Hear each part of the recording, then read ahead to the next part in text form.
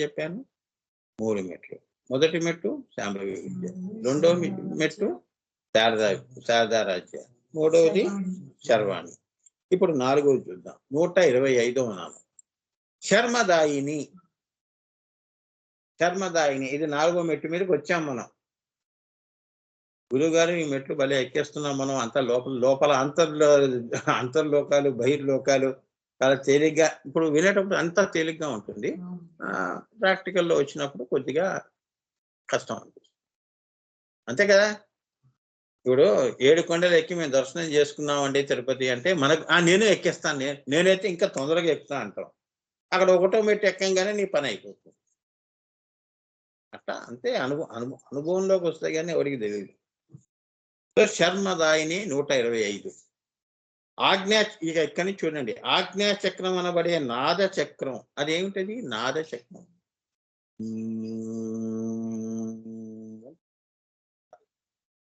స్థూలంలో మనం వింటున్నాం కదా, ఇది వైఖరిలో వింటున్నాం కదా, ఇది అక్కడ అది నాదంగా ఉంటుంది. నాద చక్రం అనబడే నాద చక్రంలో మనస్తత్వాన్ని దాటి మనోలయం అయినప్పుడు తుర్యం అవుతుంది. చాలా జాగ్రత్తగా వినండి అమ్మా, ఇదంతా కూడా ఇది నిజంగా అది తెలుసుకున్నా, మనం గంగ దాకా వెళ్ళలేని వాళ్ళు గంగ నీళ్లు ఎవరన్నా తీసుకొస్తే తల మీద జల్లుకున్నంత పుణ్యం చేస్తే ఈ కలియుగంలో వాడి చేతులెత్తి నమస్కారం చేయాలి. అంత ఓర్పుగా చేశాడండి వాడు. ఇక్కడ ఏమంటున్నాడు? మనస్తత్వాన్ని అంటే అమనస్క యోగం వలన ఈ మిగతా ఆ మెట్లలో నువ్వేం చేసావు? నీ మనసుని పోగొట్టుకున్నావు. సో మనస్తత్వం అనేది పోయింది నీకు. ఇంకా మనసు, ఇప్పుడు తత్వమే ఎప్పుడు పోతుంది? మనసు ఉన్నంత వరకు తత్వం ఉంటుంది. మనసు పోయింది అనుకోండి, అన్ని తత్వాలు పోయినాయి. ఈ భూమికి సంబంధించిన తత్వాలన్నీ నాకెవరూ లేరన్నట్టు. మనోలయం, మనసు తనలో తాను లయం అయిపోయింది. క్యాండిల్ ఉంది, దీపం వెలుగుతోంది, క్యాండిల్ కరిగిపోతుంది. మనోలయం చివరికి ఏమైపోయింది? కొండెక్కేసింది. అదే 3వ కన్ను. చాలా అలా చెప్తే మీకు అర్థం.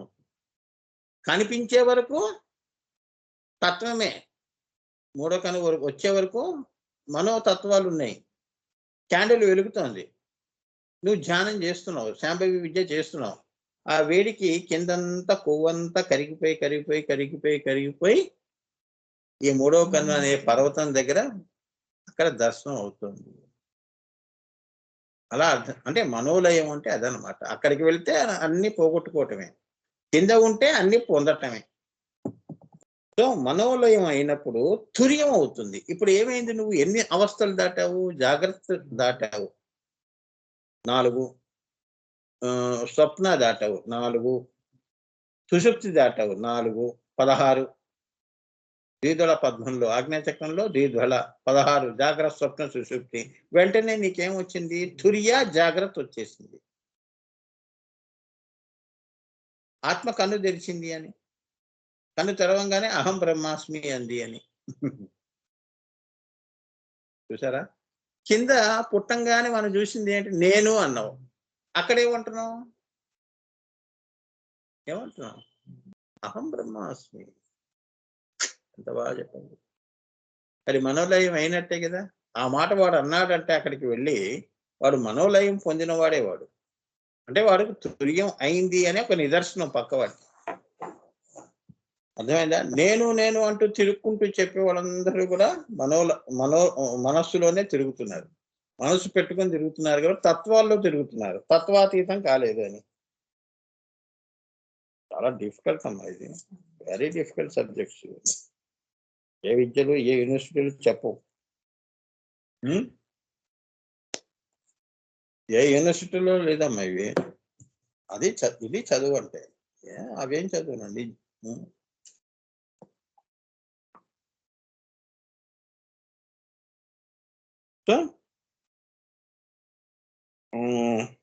తుర్యం అవుతుంది అక్కడ, తుర్యాస్థితి. అట్టి తుర్య ఆనందాన్ని కలిగించేది కాబట్టి నీకు ఆ తుర్య ఆనందం వచ్చింది స్వామి అన్నప్పుడు ఈ శాంభవి విద్యలో 4వ మెట్టు అన్నమాట నీకు వచ్చింది. ఏమిటది? శర్మదాయిని. అవునా? ఆమె సర్వ శర్మదాయిని అయ్యావు. ద్విదళములు అనే నాద పాదుకల మధ్య ద్విదళ నాద పద్మ. ఎంత చక్కగా చెప్పచ్చు చూడండమ్మా.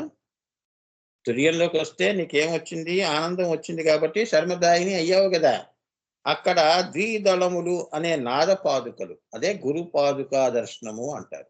నేను ఇంత పూర్వం పాదుకలు ఎక్కడెక్కడ పేర్లతో సహా చెప్పాను, రాసుకోమని చెప్పాను డైరీలో.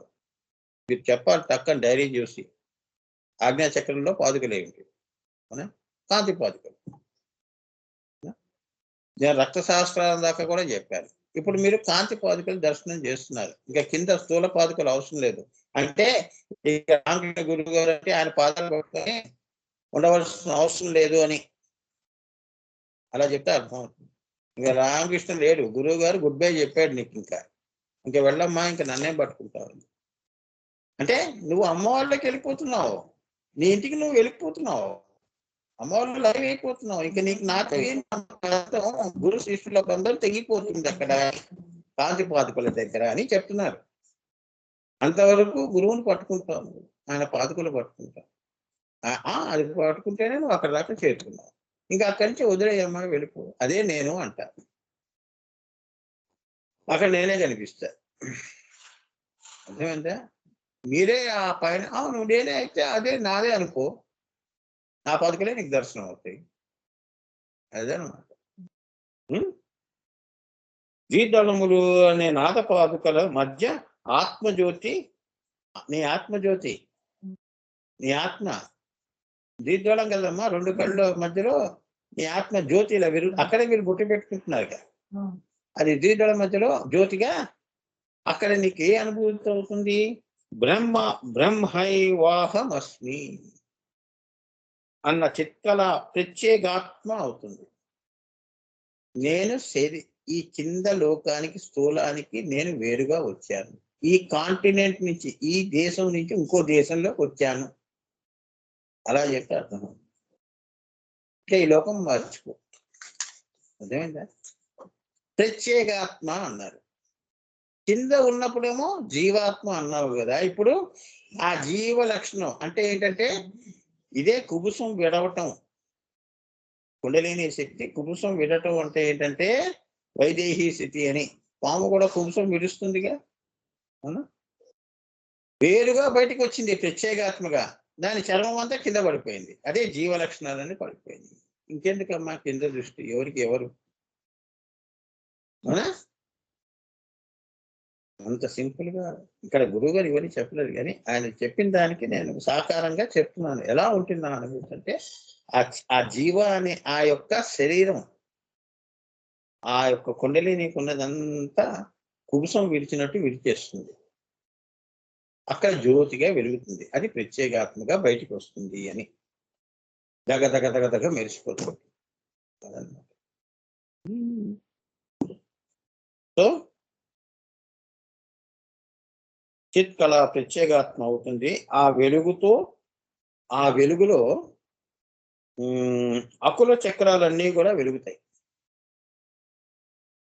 కింద చక్రాలు నీవు ఉన్నాయి కదమ్మా, నీవి ప్లస్ లోకంలో ఉన్నవి కింద లోకాలన్నీ కూడా ఎలా దేదీప్యమానంగా వెలుగుతాయి. అందుకే వాడికి మళ్ళీ వాడు అందులో అక్కడ దాకా వెళ్ళి కిందకి వచ్చాడు అనుకోండి, వాడి చక్రాలన్నీ అంటే అన్ని సకల విద్యలు కూడా వాడు సకలా కదా మరి అమ్మవారు.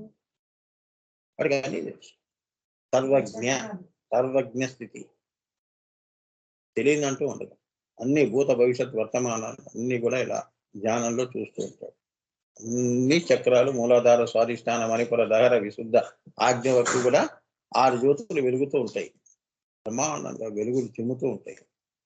లేదు అంటే పాత సామాన్లా మడ్డిపోదు, మాయ. సర్ఫేస్ కడిగినా పోవు. కానీ ఇక్కడ శాంభవి విద్య అనే సర్ఫ్తో కడిగి పడేస్తుంది. ఏమైందా? తల తల తల తల మెరుస్తాయి కొత్తగా. మనకే దాని మీద మనకి ఇష్టత కలుగుతుంది.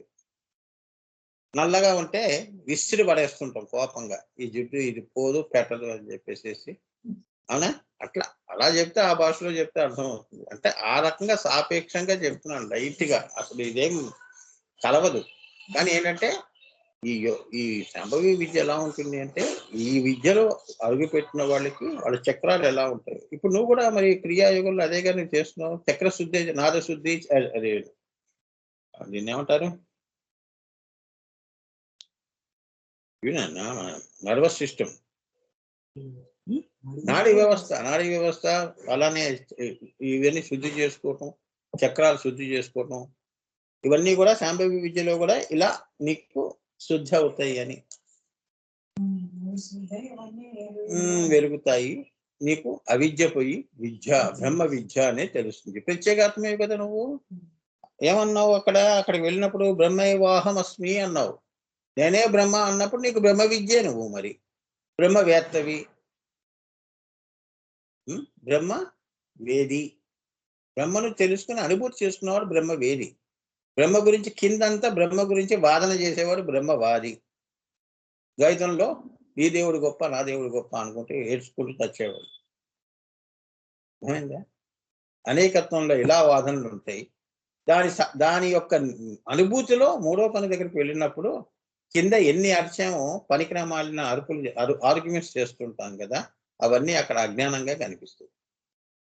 అప్పుడు నీ చక్రాలన్నీ దగ అంటే అవిద్య అంతా పోతే నీకు ప్రపంచంలో అంతా కూడా ఏకత్వ భావనే చూస్తావు. అందరిలో దేవుణ్ణే చూస్తావు. అంతా అమ్మవారి సృష్టిగా చూస్తావు. నీ దృష్టి వేరు, ఊర్ధ్వ దృష్టి. అదే మీ గురువు గారు చెప్పే శివదృష్టి సమదృష్టి అనేది వస్తుంది. లేకపోతే రాదు. జీవ దృష్టితోనే అవస్థపడుతూ ఉంటాం. చాలా ఇక్కడికి ఆపుతానన్నా. ఒక్క నిమిషం. ఇదొక్క నామని చెప్పేసి క్లోజ్ చేస్తాం. ఆ వెలుగుతో అకుల చక్రాలన్నీ వెలుగుతాయి. 2 లైన్స్.